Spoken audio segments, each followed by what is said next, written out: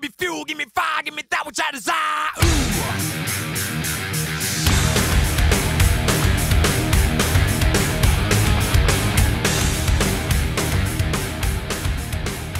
Hey, what's up everyone? This is Wolf1485 coming to you with a bit of a new video format for me. So hopefully this will be a little bit more, interesting now. Now, behind me you see my wall of Hot Wheels. Well, this extends from about there all the way to the other side of my wall, about another 5 or 6 feet. But today we're going to talk about Redlines. Yes, I know, I posted a Redline video in the past, but this one would be a little bit more comprehensive and a little bit easier to understand. Alright, first off, Redlines came out in 1968. This was the first year for Hot Wheels, pretty much.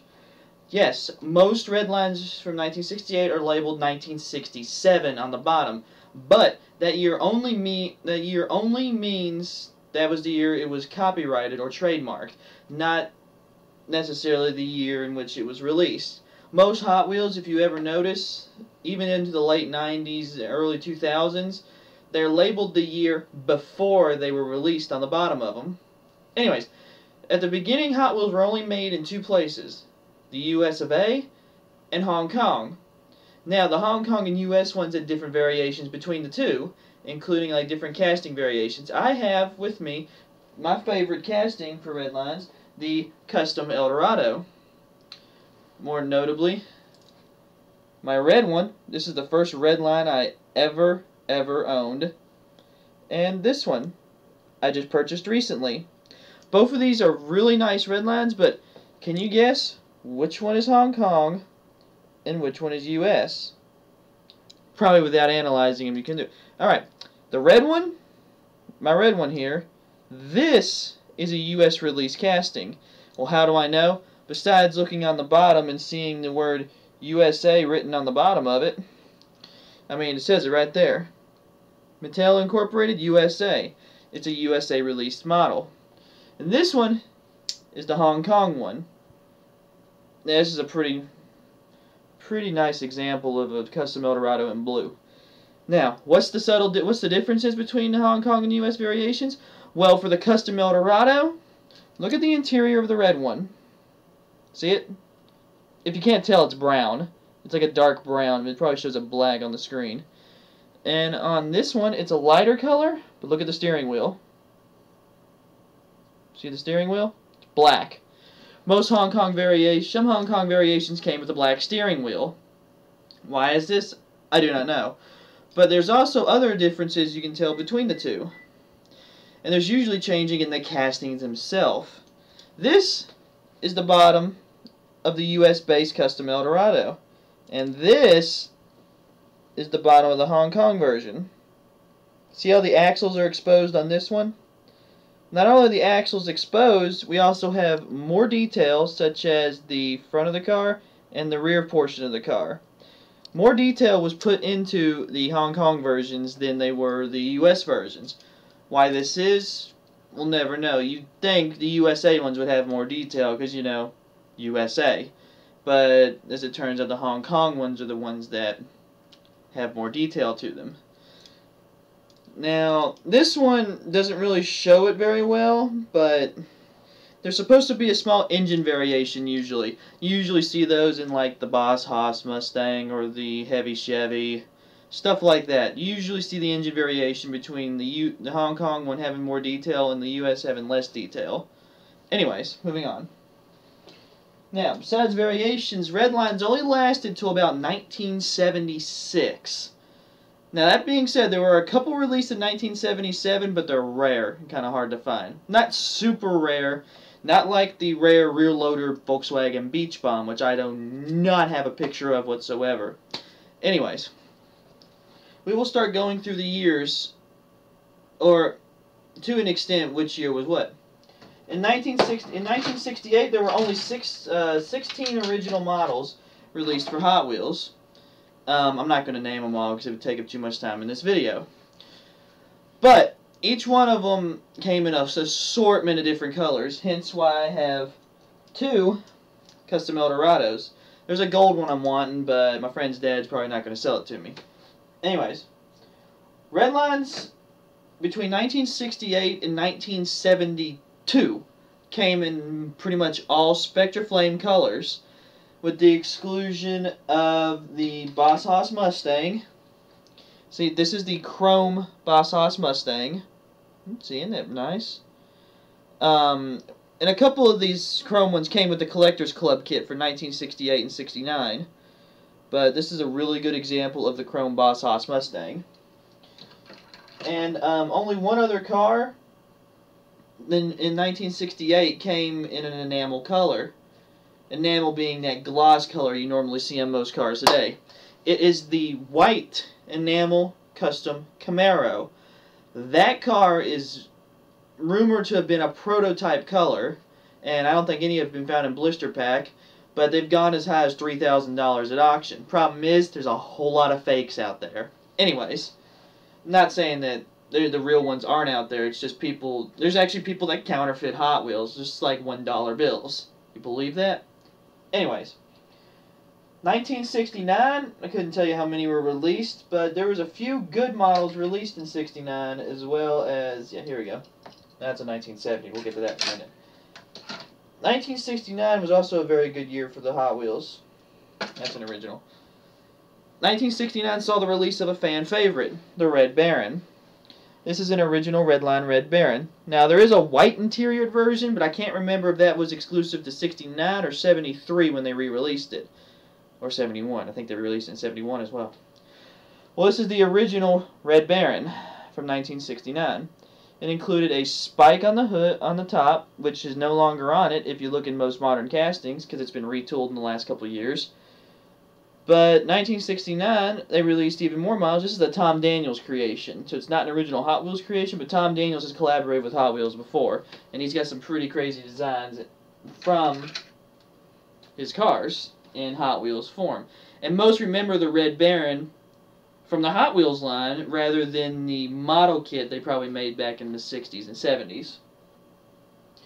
After 1972, they dropped the Spectra Flame colors totally. Now, this right here is the, and I lied, it's, they had enamel colors, but they were, Spectra Flame lasted until 72. This is a 1973 release of Snake 2. See how it's in that nice, that's what enamel is. It's this gloss color. This is my example of Snake 2. Like I said, the enamel color started in 1973 exclusively. They didn't produce any Spectra Flame colors. From what I know from the Hot Wheels 35th anniversary book, they had toxins in the paints, and that wasn't very good. So they've switched from a Spectra Flame based paint to like a metallic based paint to the more gloss based enamel coatings.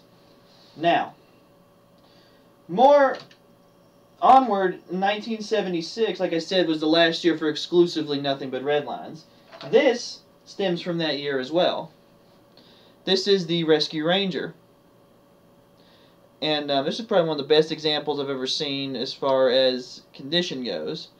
But this is a 1976 Redline. Thing is, between 1968 and 1976, you'll notice that the Redline styles of the wheels changed.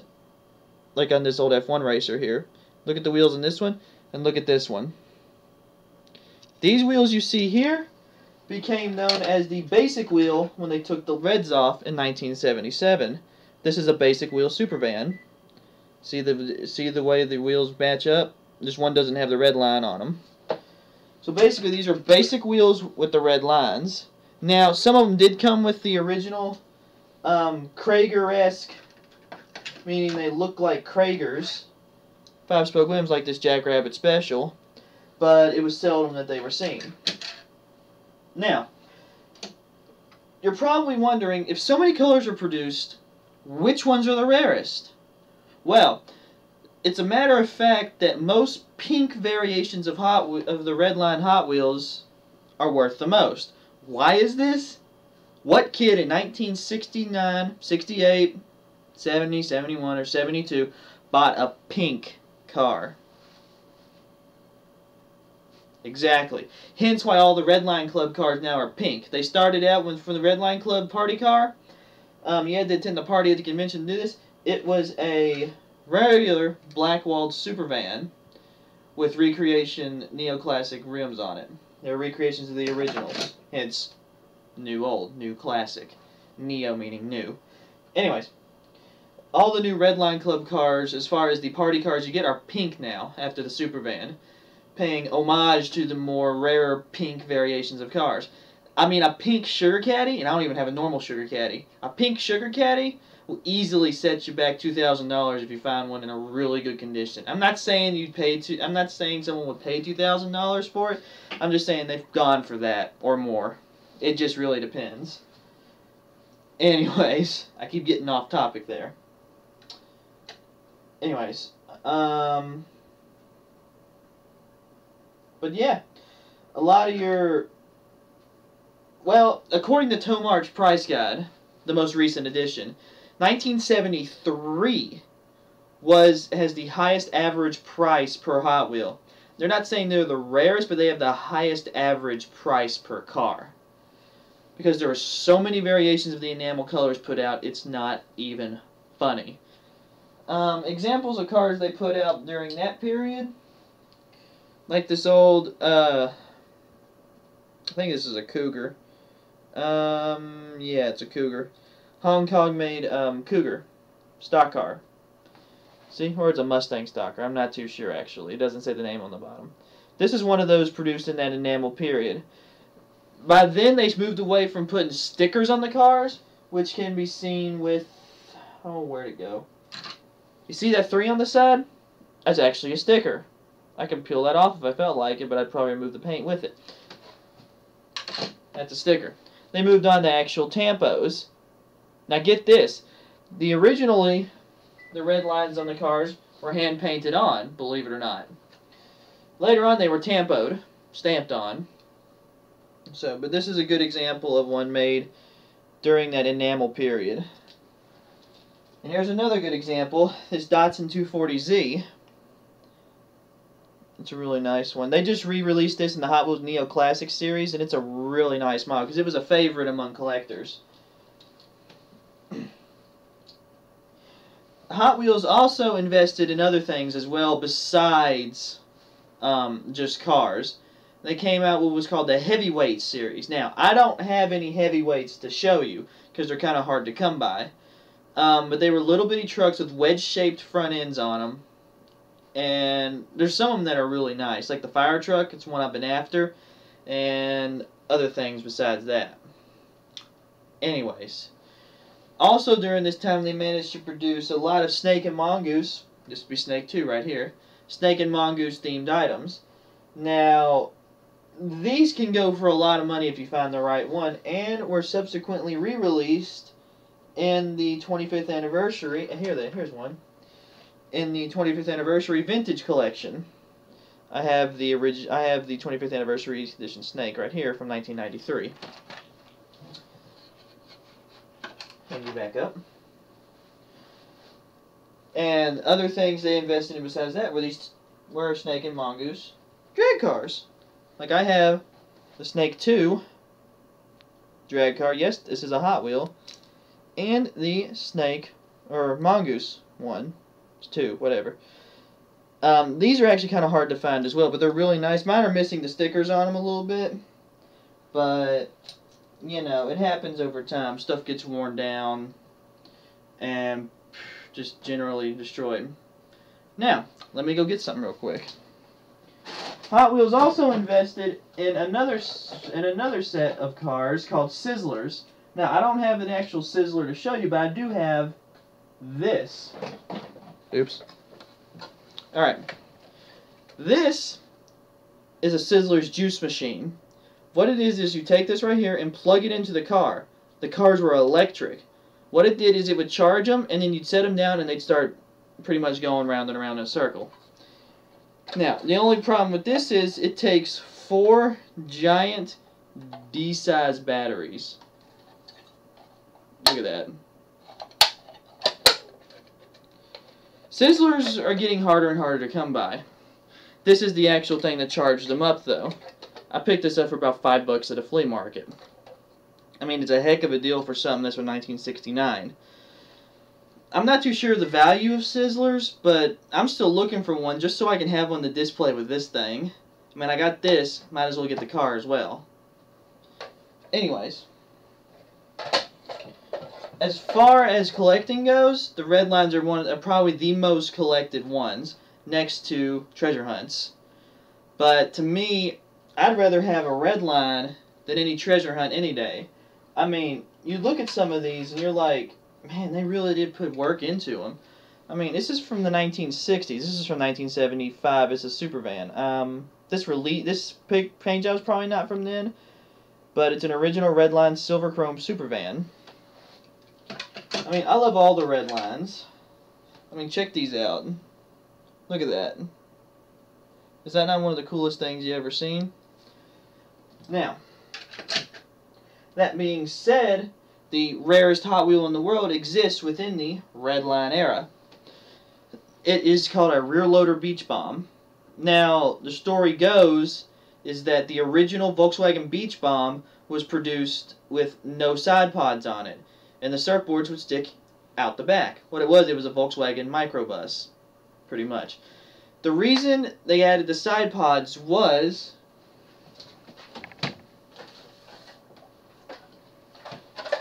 because of this.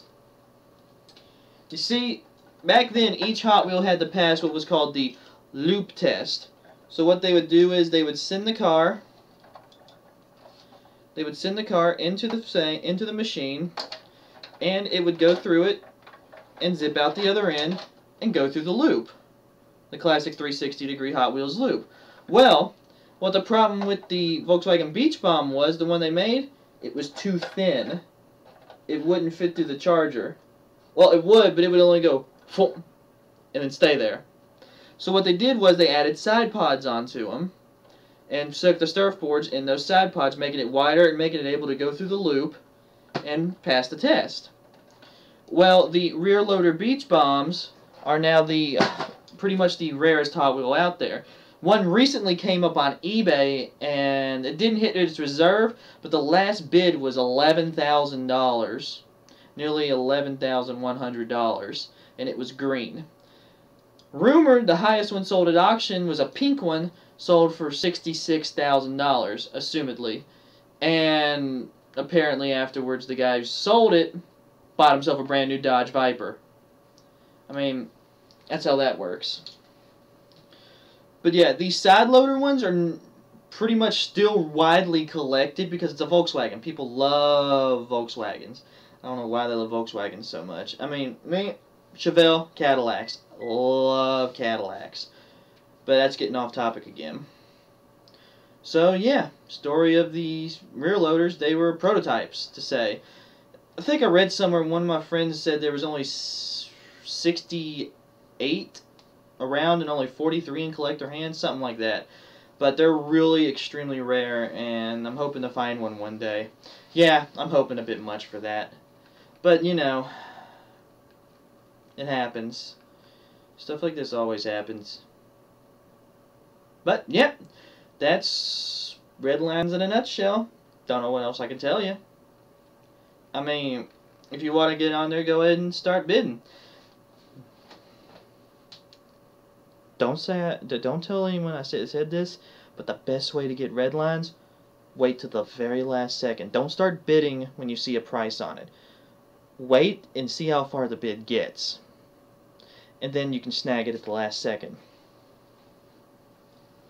This, $20.58, and it's in pretty much perfect condition, besides from a couple scrapes and scuffs. I even have the original button with it.